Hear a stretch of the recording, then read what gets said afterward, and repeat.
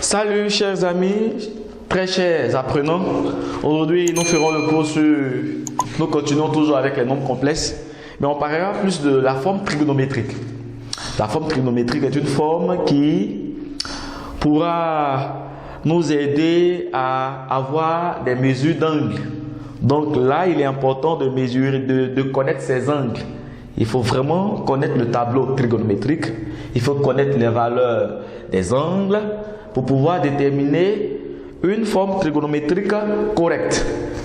Et pour réussir la forme trigonométrique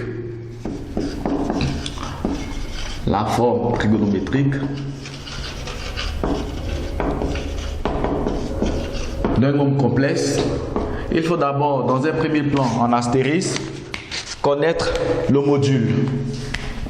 Il faut connaître le module. Ensuite, l'argument.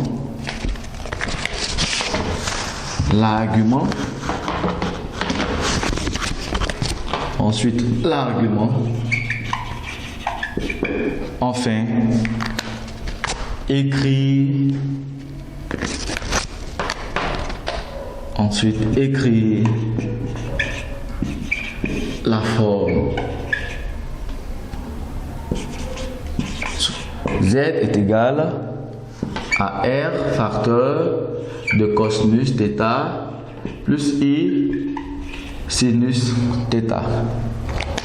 Donc, R qui va représenter le module, R qui représente le module, et θ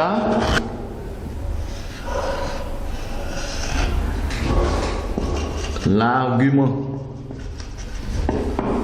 Une fois que vous avez obtenu le module et l'argument, vous pouvez directement écrire le nombre complexe sous la forme trigonométrique. Donc, pour déterminer une forme trigonométrique, il est vraiment important de maîtriser le calcul du module et trouver un argument. Donc, nous allons d'abord procéder au module. Comment trouver le module d'un nombre complexe?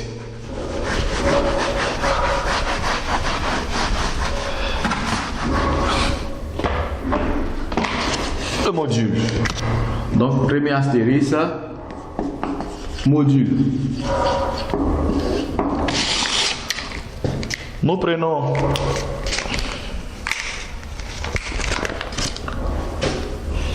Z est égal à 1 plus I.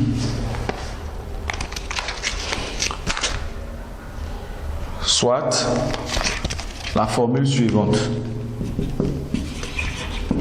Soit Z est égal à A plus IB. Le module, c'est-à-dire le module de Z sera 2 points.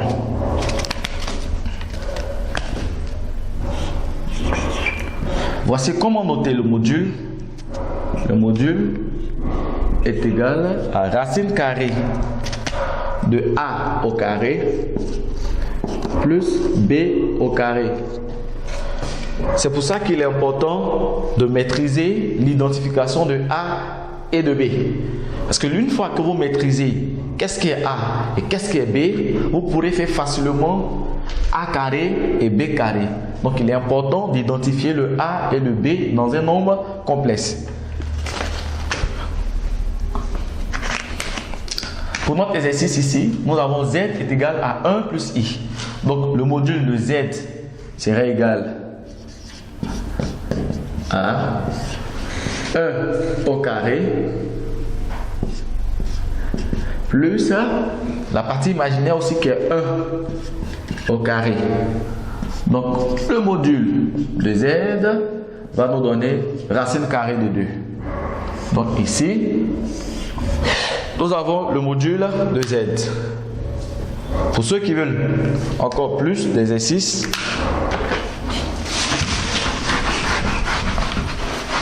on va encore donner un autre Z.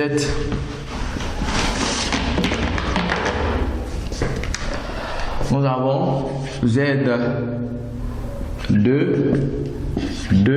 moins I. Déterminer le module de Z2 qui est égal à 2 moins I, c'est de dire que Z2 est égal à 2 au carré qui représente la partie réelle plus moins 1 au carré qui représente la partie imaginaire.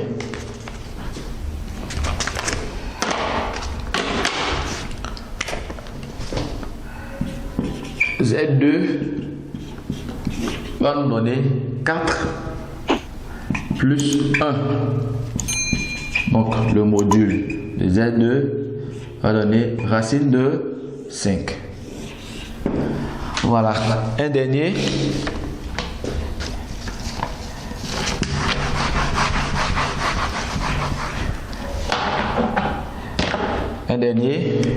Nous avons Z3 1 plus I racine de 3. Z3 qui est égal à 1 plus I racine de 3. On détermine le module. Ça va nous donner 1 au carré plus racine de 3 au carré. Donc Z3 va nous donner 1 plus racine de 3 au carré. Tout nombre réel sous racine au carré sort ce nombre lui-même. D'où racine de 3 au carré va nous donner 3. Z3 sera donc égal à 1 plus 3, 4. D'où le module, la racine carrée de 4 va nous donner 2. Par conséquent, le module de Z3 qui est égal à 1 plus I racine de 3 va nous donner 2. Voici un peu comment déterminer le module d'un nombre complexe. Donc, pour réussir la forme algébrique, il est très important de maîtriser comment déterminer le module. Après avoir déterminé le module, nous allons chercher un argument. Comment déterminer l'argument d'un nombre complexe? Et l'argument, c'est l'angle. L'argument va représenter la mesure de l'angle, la valeur de l'angle. Donc ici, lorsque nous prenons la première forme Z1 qui était égale à 1 plus I, sachant que son module va nous donner racine de 2, nous dirons en astérisque soit θ1 un argument de Z1. Et dans la formule, nous aurons cosinus θ1 et sinus θ1. Cosinus θ1 sera égal à A sur R. A sur R et sinus θ1 sera égal à B sur R. Comme nous l'avons dit dans le cours précédent, A représente la partie réelle et B représente la partie imaginaire. R représente le module du nombre complexe. Ce qui va nous donner pour notre exercice le nombre complexe Z.